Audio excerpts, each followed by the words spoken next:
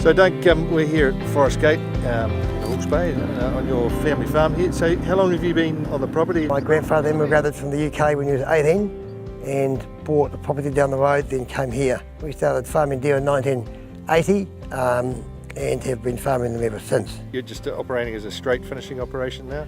Yes, we are. So we get the deer off these breeding farms up in the high country and bring them down to the squammer country where we can feed them well on this type of country with this type of pasture. We have two foster mums, we call them, these deer with the big yellow tags, family with these weaners for 6 weeks, and they just help settle the weaners down once they've been weaned. They're a great teacher to lead through gateways. They're a great influence in calming them down. You can see how quiet they are. They are a year older, so they're obviously a lot bigger.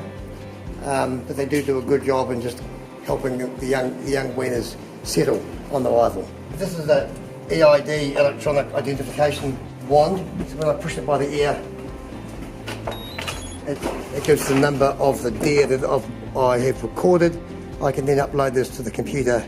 We use this for recording the animal's health, weight, performance. It's a very useful tool. We work with our breeding farms, working really well with them. We talked about the electronic identification tags, which they install, which we use, and then we pass the information back to them, which helps their breeding program, helps our farming system. It's a great combination. Hi, I'm Richard Hilson. I'm veterinarian at Vet Services in Waipukurau. Deer are pretty unique really. They're easy animals to handle. They're really well fed, they're looked after, they don't have any problems. They're very social animals. If you look at sheep or cattle, they don't interact at the same social level as deer. You can sort of see behind me there's probably a bit of social interaction going on because they're actually penned up. I mean, they'd rather not be in here, but they're in here because they've got to be worked with. They're still, underneath that, they'd like to be a wild animal.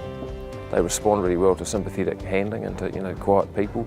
They're easy to move around in the paddock, they're easy to move around in the yard. If you talk to any deer vet who's working with you a reasonable amount of time, they just love doing it. They love working with farmers because the farmers love the deer as well, and they're an interesting animal to work with. They're easy to farm, they're intelligent. We've always enjoyed working with them, especially if you can feed them. If you can feed them and get the results, God, it's rewarding. For the amount of input, amount of work we put in, I think they're a great class of livestock, and it works really well on this type of country.